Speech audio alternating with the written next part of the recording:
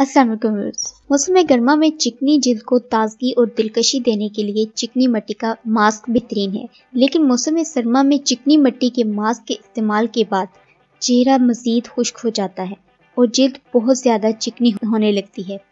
اس لیے سرد موسم میں چکنی جلد کی حامل خواتین کو اپنا فیس پیک تبدیل کر لینا چاہیے۔